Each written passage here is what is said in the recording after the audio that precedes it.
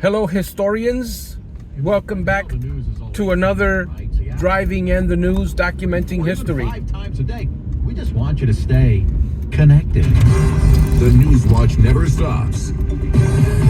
This is 1010 Wins at 92.3 FM. You give us 22 minutes, we'll give you the world. Good morning. We're at 65 degrees. We've got sunshine. 7:40 on this Wednesday, May 29th. I'm Scott Stanford. Here's what's happening. A new money-stealing scam happening in Central Park. NYPD warning New Yorkers to be on the lookout. As the Cricket World Cup is set to play on Long Island next month, an ominous posting with ISIS markings has officials beefing up security. The U.S. says it's working with Israeli officials to find out exactly what happened when an Israeli airstrike killed dozens of civilians in Rafah this week. One New York State senator has put up a roadblock to the Mets owner's plans for a new casino and convention center near Citi Field. One kid's birthday celebration in Indiana turns ugly as one guest gives a whole new meaning to the term party bites. Checking sports, Panthers take out the Rangers in OT. Sam Reinhart! A power play goal! Wins it for Florida! Eastern Conference Finals now tied up at 2s. Mets lose both games of the double dip with the Dodgers. Yanks lost to the Angels. AccuWeather, we got another dandy of a day. Mix of clouds and sun, high 77. Could see a thunderstorm in the afternoon, but going to be nice for the most part. Winds News Time 7:41. Traffic and transit Wednesday morning. How are we looking on the roads, Karen Stewart? Well, as much as we hate to beat dead horses around here, we need to talk about the Van Wyck again. Northbound Van Wyck still has an overturned jerk chicken truck at Atlantic Avenue. And it's blocking just the right lane now. It had been blocking 2 lanes. Now it's just the right, which means they're on their way to getting that thing out of there. But right now we're still sitting with it, and the delays are jammed back to the Belt Parkway, and southbound we are jammed back from the Kew Gardens interchange. We still have this Woodhaven Boulevard problem too. Both directions of Woodhaven Boulevard, south of the LIE, has the left lane blocked both ways. We got an overturned trash hauler out there. Here's what you need to know about the bridges and tunnels. The inbound George is an hour 15 for the upper from 8095 Express, 50 minutes for the inbound George lower, and 30 to 35 from the Palisades Route 4 and Route 46. Inbound Lincoln is 45, and the inbound Holland has a 15-minute wait. Northern suburbs, eastbound 287 at the New England Thruway. We've got an accident still out there.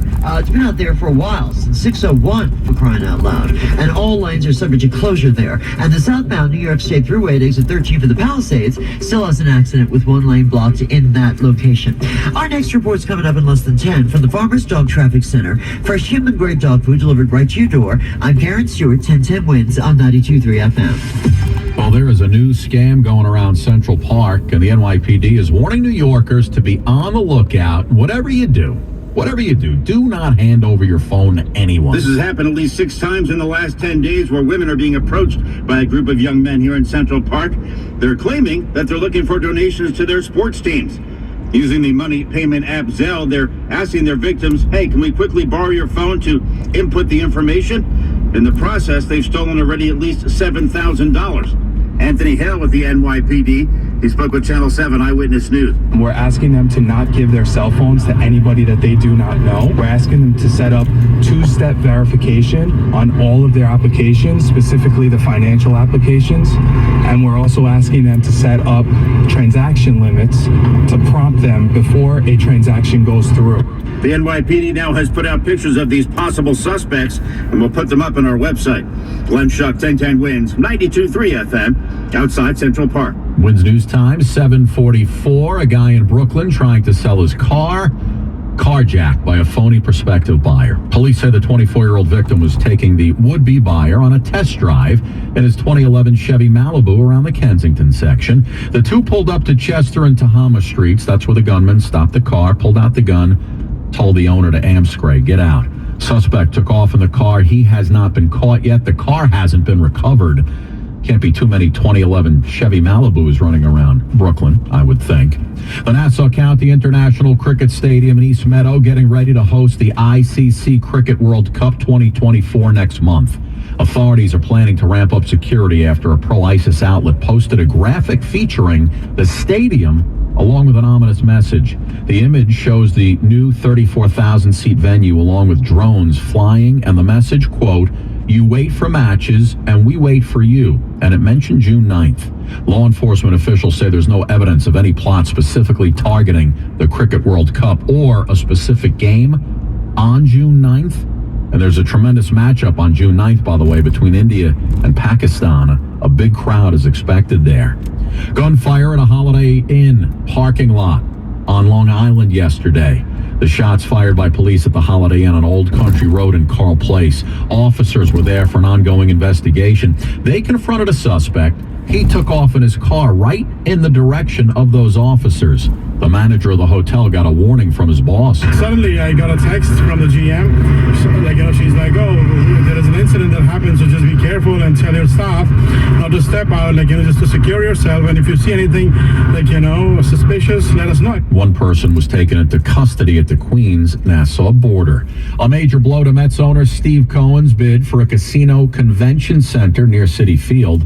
The state senator representing the area said her constituents don't want it, and she's unwilling to support legislation turning over state's land to the developers. State Senator Jessica Ramos didn't make her opposition a secret and has spoken out about her distaste for the lobbying efforts on Steve Cohen's behalf. I'm going to continue to be responsive to the will of my neighbors. First and foremost, that's who I work for.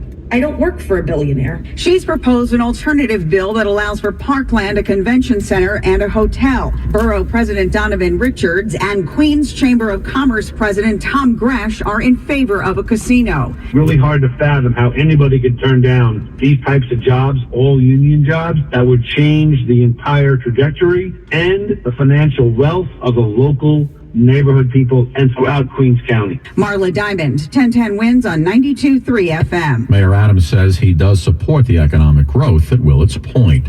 The manager of a 24-hour bakery in Times Square was stabbed yesterday. Why? Well, police say it was all over a chair.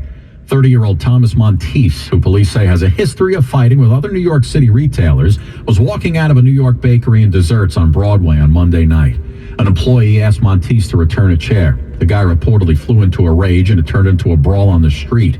Police say Monteith punched the employer in the face. They wrestled to the ground and the victim was stabbed. The employee is listed in stable condition. Monteith was busted and taken away. National Security spokesman John Kirby says the White House is working with Israeli authorities to find out what exactly happened after seeing what he called horrific and heartbreaking images from the aftermath of the weekend Israeli strike on Rafah. The White House called this a terrible loss of life in Rafah. National Security spokesman John Kirby. We have been, I think, very strident in our condemnations about the deaths of innocent civilians. These deaths are not excused from that. But Kirby did not say the U.S. condemned the actions by the Israelis, and he said there are no policy changes by the administration. He said the Israelis are investigating the incident, and the White House believes that will be very important to prevent future, quote, mishaps. Karen Travers, ABC News, the White House. The Israeli strike reportedly killed at least 37 Palestinians. Well, one guy at a kid's birthday party in Indiana thought he was Hannibal Lecter, tried to bite a man's finger off, and also bit a woman's stomach. No, you can't make it up. If we did, you'd think we were movie producers, right? Well, he's 37-year-old Carl Edward Scott. Police in Lowell were called to a home last week for a fight in progress. Officials say one guy's finger was shredded to the bone and needed stitches. The victim's wife had bite marks on her stomach under her rib cage. The couple were reportedly celebrating their daughter's birthday when the fight broke out. The wife told police Mr. Scott could be seen waving money around in the face of one of the female guests. The wife asked him to leave, and he reportedly pushed her by the throat and started cursing. When he was searched, Scott told police he had mushrooms and acid in his pockets. Hey, I just want to follow up on our Paris Hilton floaties story from yesterday. Remember that one? Paris posted a video online with her and her